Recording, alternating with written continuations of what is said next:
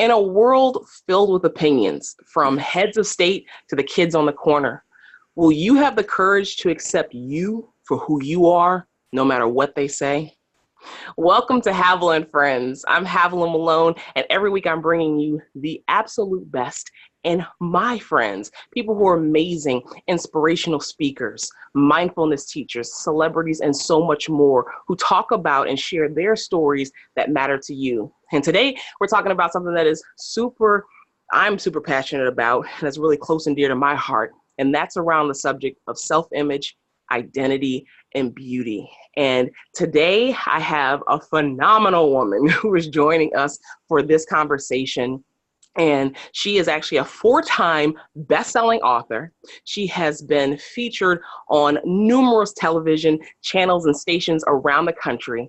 She is also the recipient of the Queen Elizabeth II Diamond Jubilee Medal. Yes. And she's one of the top 10 most powerful and influential speakers. And she was also burned over 75% of her body at the age of 2. So you can imagine the type of pain and the things that she has gone through in her life and had to overcome to be where she is right now. So I am so excited to introduce you to my good friend, Kelly. Kelly, hey! Hi. Oh my God. You are like one of the most incredibly passionate women that I know. Thank you for that beautiful introduction. Oh my God. I super appreciate that. And you're right. When there's something I'm passionate about, like it just oozes from my pores, because I can tell. when it's important to me. And I think this conversation around like identity and like really accepting ourselves, no matter what we've been through, no matter what we look like, is something that is super important for us, especially in today's age where we have people who are of influence or people who are supposed to be in positions of leadership who tear down other individuals who are not like them, or tear down people who look different or who speak different or from different countries. And it's so important to be able to really grab hold of our own sense of self and our own sense of worth, to be able to really make it and thrive, not just survive in life, but to thrive in life. And you have such a powerful story of not just survival and being a burn survivor, but thriving through that, because your story obviously ends in victory, and it's a story that's still ongoing. Because I'm sure that there's still possibly challenges that you face, on a daily basis, but you have come so far. And so I want to first ask, so you have been burned over 75% of your body. Like, how did that happen? How did it happen? So it happened when I was 2 years old. So we lived on a farm at the time, and my cousins were throwing shingles in the fire, and a spark came out and landed on my dress. And I ended up spending 4 months in the hospital. Every 2 days, I'd have to go for surgeries. And then every 2 years, until I was 20 years old, I'd have to go for more surgeries. And the reason it would have to be every 2 years is because they needed me to grow. So as I would grow, then I'd have more skin for my doctor to work with. So my whole life was consumed with, hospitals and trying to feel beautiful and trying to get rid of my ugly scars and that sort of thing. And so I hated my scars as I was growing up, because I knew that I would always be the ugly girl. And I knew that because in grade 5, I walked past my teacher's desk and I saw a picture, and it was a circle with eyes, nose, and mouth on it and scribbles all over it. And it said Scarface on it. So I knew that that's what the kids were calling me. And it devastated me because I was doing everything I could to get my scars to go away. And then I'd be praying to God, and I'd say, "Dear God, please don't make me wake up in the morning. But if I have to, can I at least be scarless so I can be pretty like all the other girls? Amen." Right? And my doctor couldn't take the scars away. My God didn't take the scars away. And it was like, really? Like, this is the way I'm going to have to live my life? I'm going to have to be the ugly girl? Right? And you know what it's like as a little girl, we want to be the princess. right? Absolutely. Absolutely. I think we all have, you know, in some way, shape, or form struggle with that sense of beauty because we get our images of beauty from magazines or from television or from, you know, models who have been airbrushed, you know, and so we grow up with this false belief of what beauty is and we try to attain to that, and so anything that deviates from that picture is not acceptable. And so and you shared that, hey, you were praying, you know, at night, like, please, like, take this away, like, please make the situation better because of what you had to deal with on a daily basis, like literally on a daily basis, right? Absolutely. And, you know, and we're ingrained from it right from a very young age, you know, with Disney movies. You know, think of Cinderella, right? You know, Cinderella, you know, the evil queen talks to the mirror, right? Mirror, mirror on the wall, who is the fairest of them all, right? And we're taught right from that very young age that our mirror talks to us. Mm. And, you know, and I actually just had that revelation just the other day where it was like, oh my gosh, like we're taught like 2, 3, 4 years old that we need to be the princess, right? And we're taught that, you know, the beautiful, handsome man is going to come and kiss her and, you know, bring her back to life. And she turns into this beautiful, you know, beautiful princess. And we're like, oh, when can that happen to me? Right?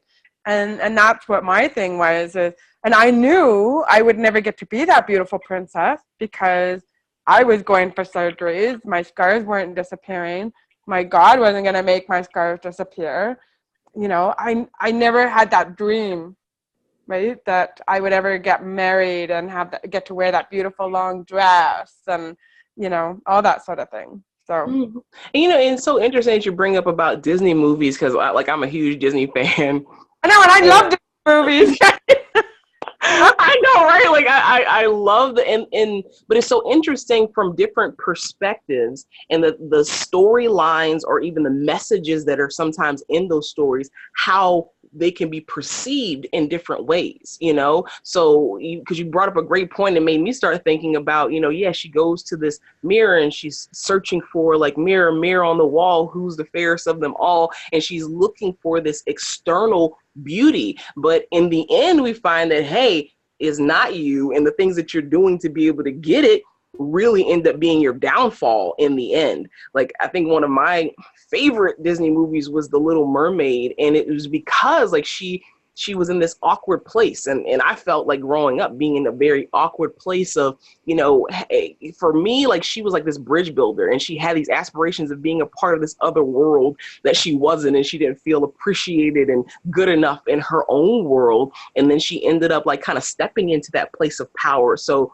that one for me had a very like empowering message that I was able to bring throughout, you know, my entire life because of being someone who used to look in that mirror and hated what I saw, look in that mirror and have very low self-esteem and talk very poorly to myself. And I love because there was a video that you did for Goalcast, which is a motivational platform. They put out motivational videos on a daily basis. And congratulations, because your video is almost at 6 million views right now. Oh, incredible. Yes, it's a story that is inspiring so many people around the world. But you talk about the conversation that we have with the person in the mirror. So I want you to talk a little bit about that conversation. Yeah, you know, and yeah, I mean, I love that video. You know how it is a lot of times you don't really like the videos of yourself, right? And most times I don't like them. But when they put that one together, it literally had me in tears. And I was like, oh my gosh, like I truly then understood the power of my story because I didn't understand it. I didn't understand what people see in my story. I really didn't. But that video, they really grabbed the story. And the story, there's two real underlying stories in that one. One is, you're right, how I talked to myself in the mirror was how I kept saying, you know, you're ugly. And I heard that. Like, it didn't matter how many times I would say, I am beautiful, I am beautiful, I am beautiful. It never worked. because I didn't believe I was beautiful. And because that little voice in my head, which I thought was the mirror, but it's really that voice in my head, my ego, that was saying, no, you're not beautiful. You don't look like Angelina Jolie, right? You're not like that superstar. You have ugly scars. And who's going to love you with those ugly scars, right? And those are the conversations I had in my head. And it wasn't until I was probably about 10, 12 years ago when I decided I'm going to own who I am, and I'm going to start loving who I am, and I'm going to stop allowing those beautiful people to take my power away from me. And so I said to myself, I said, I am going to give myself permission to love who I am. And I went in the mirror and I just said, you know what? I happen to love my big, beautiful green eyes. And that ego, right, didn't say nothing. It didn't say, oh, that's wrong. You don't have big, beautiful green eyes. The ego didn't say anything because I believe it. I believe I have big, beautiful green eyes. And then I turned to my side and looked at my nose, and I was like, oh my God, I love my nose. It's so cute and adorable. I love it. And then I looked at the mirror again, and I looked at my ear, and, like my ear, it's deformed, and it's not perfect like my other ear. And, there was times that I was going to get a new ear made because I thought I should, and it might make me feel more beautiful. And then I thought, why am I doing this? Just so somebody looking at me can think I'm beautiful, because I can't see my ear. So why am I trying to change something that isn't going to make me feel beautiful? So I looked at my ear and I just thought, oh my God, I love my cute little ear. It makes me different. It makes me special. It makes me unique, right? And then the last thing I did is I had my favorite jeans on. And so I turned around and looked at my butt, and I was like, oh my God, I think I have a hot ass and I love it. And and again, so what happened was I was starting to embrace everything I loved about me. Instead of going in the mirror and saying, yuck, who's going to love that? I started saying, oh my God, I love me. Maybe I can't love all the scars, but I love me. And the problem was that we are taught that we have to love all of us, or we can't love any part of us. And I've heard coaches say that you must love all of you. All or nothing type of mentality. All or nothing. And if you don't love all of you, you can't love any of you. And I don't believe that, because I believe that you're setting yourself up for failure, because you were telling them it's all or nothing. And I believe that if you learn how to love your little parts, the next time you go in the mirror, you're like, oh my God, like all my scars faded. I didn't see the scars, right? Because I couldn't understand how people would say to me, Cal, after 5 minutes of talking to you, I don't see your scars anymore. And I'd be like, well, why not? They're still there. They haven't disappeared, right? The scars are still physically there. But that was when I realized they're not seeing my scars. They're seeing my spirit. They're seeing my smile. They're seeing my laugh. They're paying attention to what I'm saying. They're embraced by my inner beauty. That's what they're embracing. And so that is such a powerful and important thing to be able to bring to people's attention, is that we are so much more than these physical meat suits that we are inhabiting in this life. And there is an energy, there's an aura, there is a spirit that is within us that is so much more than just this outward physical appearance. And somebody can tell you all day long, because I remember it myself, people were like, oh, you're so pretty, but I didn't believe it. And so I didn't see what they saw. But I love this exercise that you use to be able to help to start to reprogram and change that internal dialogue of find something that you can love. Find something that you do like about yourself and focus on that, because whatever you focus on grows. So you say, hey, I love my ear. Oh, look at this butt. Girl, it looks good. And as you start to focus on those things, you start to find more things to appreciate. You start to love more of yourself until you can love the totality of yourself. But I love that, starting off small and changing the internal dialogue, changing the things that you put out into the universe, because that's what comes back to you. So you're such a great example in that. And I'm sure even as a mother, because I know one of the things in your story that you talk about is like really wanting to be loved, you know, growing up and not feeling like, hey, I'm going to find somebody to marry. You know, I'm not going to have the marriage and the kids and all that good stuff. But you did. You ended up getting married. You had 3 gorgeous children. And so now, like, what do you instill in them to create a generation that is different, a generation that embraces themselves? Like, what's the lessons, or what is the message that you give to your children that others will benefit from as well? Cool. Oh, that's a great question. Okay, I need to think about it. But one thing I need to also clarify is that I'm actually now divorced. So, Oh, hey, that happens too. Trust me. yeah. I've been there, done that. Exactly. So, yeah. And so it's interesting because now that I'm divorced, like, or when I was making that decision to get divorced, my ex-husband had put in my head that he said to me something very profound. He said, you know, Carol, he says, I often think about if you and I were separated. He said, you know, you would be a single mom with 3 kids with the scars on your body. Who would want you?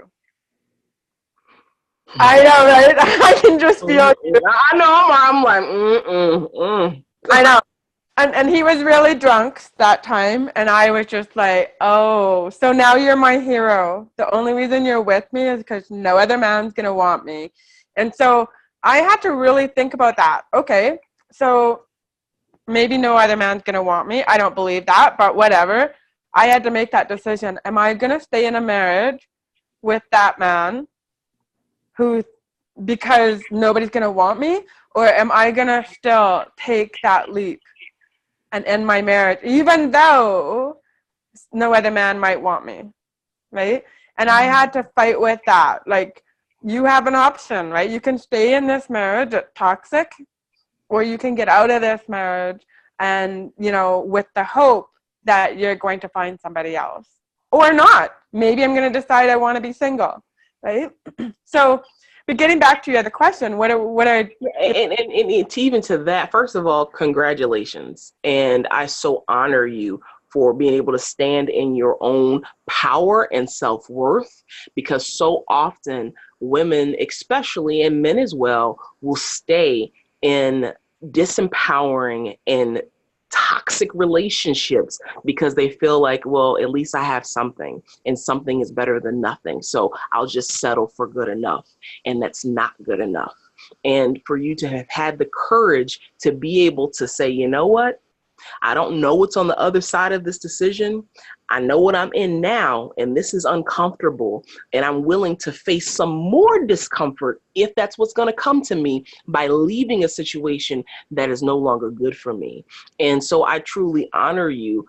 Same here. I left a marriage that was toxic, and that was not empowering in any way, shape, or form. And so to be able to get to that decision and take that leap takes a lot. And so I think that alone is something that can be so empowering and encouraging for those who are listening, and in relationships, in job situations, in any kind of situation in life that is no longer serving you and that is bringing you down as opposed to lifting you up. It's time to let it go. So thank you, Kelly, for that. Yes, indeed.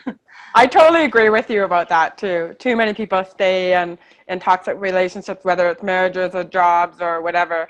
And yeah, and that's a whole another conversation we could have. So right, like that's a whole nother show. Like that's a whole another show. It really is, because too many people stay in those toxic relationships, and then they wonder why they don't feel beautiful. And I honestly believe that is the deeper reason that women or men don't feel beautiful.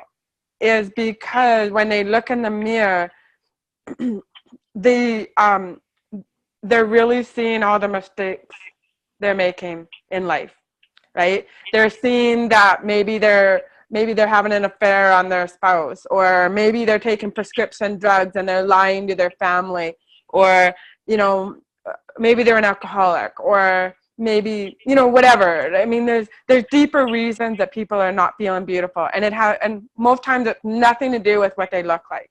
It's because of the decisions they're making in their life, and that was something else that I realized. But getting back to my kids are seeing that if mom has a dream, she's going to do it. And that's what I love about what I'm teaching my kids. So my kids were old enough to understand that, my marriage wasn't working, so I ended it. They saw that just 3 years ago, I became a painter. I became an artist. And I took this art, like this painting, and I put it up on Facebook. And it was my first day painting. And people were like, oh my God, I want to buy that painting. And I'm like, okay. And they're like, how much? And I don't know. I've only been painting one day. And so I said to her, well, how much do you want to pay? She goes, $150. I'm like, okay, sure, I'll sell it. And that week I made like $1,000 just on my painting. And, my sons came home from school and they're like, Mom, what are you doing? And I'm like, I'm painting. And they're like, oh my God, Mom, you're good. And I'm like, I know. And it sold for $150. And my kids are like, oh my God, Mom, you got to keep painting because, they're awesome. And, and you're making money on it too. And it was like, it's been so cool. Because then what happened is my painting, I ended up putting it on a blanket. And then I had 1,500 of them made in China. And the blanket says, you are loved, you are needed, you are wanted. And so it's been super cool because then what we do is we get people to sponsor blankets and then we give them to the kids at summer camp. And so my kids have been able to be involved in that. And so they've seen that, I went from never painting in my life to making money off my painting, to making blankets, to giving the blanket to the burn kids at summer camp. They've seen me have a documentary made about my life story called Still Beautiful. And so my kids have learned to trust that if I say I'm going to do something, I'm going to do it. Mm. And so it is encouraging them to follow their dreams. And that's what I think is so important, is that we need to empower our kids. Like if they say, you know what, Mom, I want to be a painter, well, then get them some paints and let them paint, and go on YouTube and learn how to paint. And that's what I did. I learned to paint on YouTube. And so I think that's really important for us, is to encourage our children to follow their dream. And, I came up with a quote, and it's my own quote, and people always ask me, what's your favorite quote? And this is the one that always pops into my head. And it's, dreams are meant to be found, not tucked away in dreamland. How many times do we have a dream and we're like, oh no, I can't do that. Right? And that was the difference between me and my ex-husband, is if he had a dream, if he didn't know how to do all of it, then it was like he didn't do any of it. And me, it's like I have a dream and I'd be like, I want to do this, but I don't know all the pieces, or I don't know how to do all the steps. And to be like, that's okay, because if it's the right thing to do, those people are going to come into place and they're going to help me get where I need to go. And it was just like the Goalcast video. Okay, so that was an incredible story, just because that was my dream, to be on a Goalcast video. And then I found, our friend, Tony Harris, she's our... Hey, Tony! Yeah, yay, Tony, right? So Tony had a Goalcast video done. And so then I congratulated her, like, oh my God, Tony, you're on Goalcast. That's so incredible. That's my dream too. I'm so proud of you. Well, she introduced me to them. And then they wanted my story, and I sent them a speech. And then they did a story about, about me. and put it up, and it's got 5.5 million views right now. But again, I had a dream. I didn't know how I was going to get on Goalcast. I had no clue, right? And then when she introduced me to them, it happened. I so love that. And you're right. We all have dreams, goals, aspirations. We were born with gifts in us, and so many gifts. So instead of playing small, burying them, not bringing them to fruition because of past circumstances, tragedies, hurts, pains, you can take those scars and turn them into the most beautiful platforms and the most beautiful victories in your life. And Kelly has shared with us some really great tools on doing that. And it's first changing that conversation we have in the mirror, changing the things that we say about ourselves, and creating a belief within us that we are beautiful inside and out, because it's true. And to go for your dreams. Do it. You don't need to know how. Most of the times you're not going to know how. But it's about going for it and allowing the universe, God, whatever that higher power is for you, help to bring all the cooperative components and people and circumstances together to help make it a reality. And that's the best gift we can give back, is to share our stories and share our lives with the world. So I am so excited that you came and joined me, Kelly. Like, this is such an encouraging conversation. Like, I am so grateful that we are friends and that you have stepped into a place in your life of courage, that you do accept who you are and you stand in your own power, and you stand an example for others to be able to do the same thing, including myself. So thank you so much. And I just want you to quickly tell people how can they get in contact with you and stay connected with you, because if you have a school or an organization, she is a powerful and amazing speaker and you want to have her there. So tell them how to get in touch with you. Well, thank you so much, Havilah, because I love your energy. Like, you just, this energy about you, it's like all over the place. Like, it's like beyond the room in the world, right? You're just so incredible. So, so if people want to get a hold of me, they can go to my website. I'm going to be going back to my maiden name eventually. So I'm giving this one out. I understand. Yeah, I know. It's been weird because I've been Kelly Falardeau for so long, and then it's like, and now I'm going to go back to Kelly Woodhouse. So it's kellywoodhouse.com, and you can go to my website and you can, check out my documentary. This is my latest book, Still Beautiful, and that's the name of my documentary also. So you can see the trailer for that.